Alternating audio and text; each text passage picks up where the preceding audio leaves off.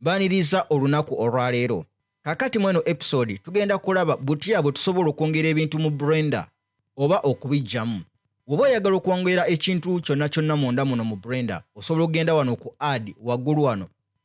Olaba nti osobola okwongerawo ebintu bingi okuva eno waggulu ku meshes paka eno wansi ku collections. Mwana wattu bino byonna osobola okubyongerawo. Katugende ku meshes. Munda mu meshes olaba nti no sawa zino waliwo cube. Yeno eri wano waliwo cube. Nosobola okwongerawo okuva ku plane, cube, circle paka eno wansi. Ekyokulabirako kangende nnyongerawo eno monkey gye bayita Suzanne. So ngenda kwongerawo monkey. Ne wano tetusobola kugiraba. Ngenda kufuna eno tool gye bayita move tool. Olaba wenfuna move tool nsobola okufuna gizmo nesobola ogiza wabbali. So olaba yengeri gye nsobola okwongera ebintu mu blender. So maybe nsobola n'okwongerawo torus. Engeri endala osobola okunyiga shift A ku keyboard yo. Wenyiga shift A ofuna kano ka menu era nga tekawukana nnyo na bino. So wenyiga shift A kano ka menu kakuleetera era ebintu bye bimu nga by'osobola okuteeka ku add era yeno shortcut. So ekyokulabirako maybe nsobola okuleeta cylinder era olaba cylinder esobola okujja mu scene yange. Bw'oba oyagala okudeletinga ebintu mu blender, mwana wattu kyangu nnyo. Osobola okunyiga delete ku keyboard yo bw'oti. Oba osobola okunyiga X ku keyboard yo. Nja kuselectinga Suzanne nyige X. Gwenyiga X ejja kuleetera kano ka menu. So osobola okudeletinga. Mwana wattu tutegedde engeri gye tusobola okudeletinga n'okwongera ebintu mu scene yaffe. Naye njagala tugenda ku kye bayita edit mode. Sawa zino eno mode gye tubadde tukoleramu bagiyita object mode. Era yeno wano waggulu bagikulaga wano waggulu. Naye mwana wattu tusobola okugenda mu kye bayita edit mode. Nga tunagenda mu edit mode, selecting ekintu kyonna ky'oyagala okutwala mu edit mode. For example, tulina cube yaffe. Tujja giselectingako. Ogiselectingako then osobola okujja wano n'ogamba nti kangende mu kye bayita edit mode. Mu edit mode tusobola kukolerayo biki? Twalabye nti no tubeera eno mu object mode. Tuba tukutte cube yaffe yonna oba object yaffe yonna tuba tugikutte. Naye tugenda mu kye bayita edit mode nti tuba tulina obusobozi oba okucustomizinga object yaffe. Tugicustomizinga tutya? Tugicustomizinga mu ngeri ssatu. Tusobola okukwata kye bayita points oba edges oba surfaces. Tugenda kukiraba. Points ze ziriwa? Buno budoti buno obuli ku object yaffe bwe bayita points. Era osobola okuselectinga kamu ku kamu nga bw'olaba wano. Osobola okuselectinga kamu ku kamu. Wabula kanzoominge in. Wabula eno line ene egatta points zaffe zino ebbiri. Ekyo kye bayita edge selection oba edge mode. So tukyactivatinga tutya? Ojja genda wano onyige kukana akapeesa wano oba osobola okuselectinga line eyo.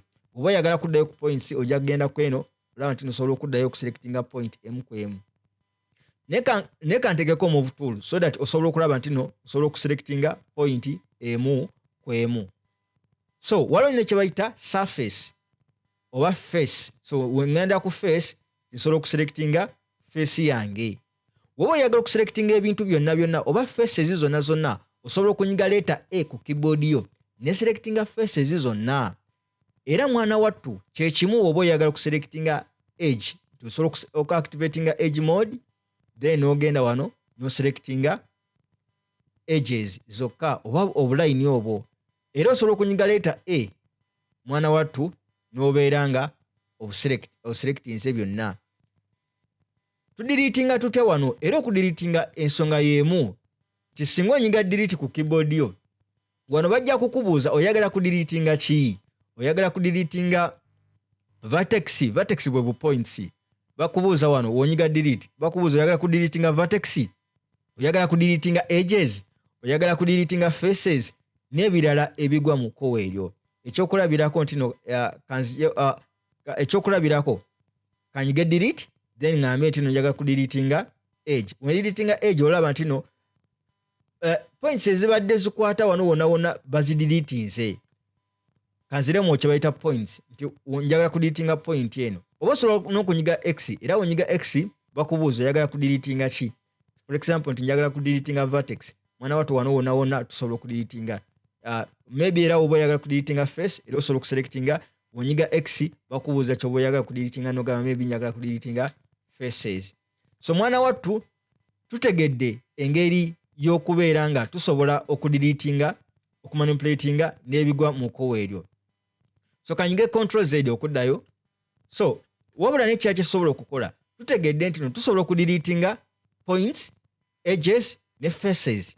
Naye ate era tusobola n'okubicustomizinga maze okuselectinga edge yange eno nti nsobola either okugikyusakyusa nga bwe mba njagadde oba point eno naye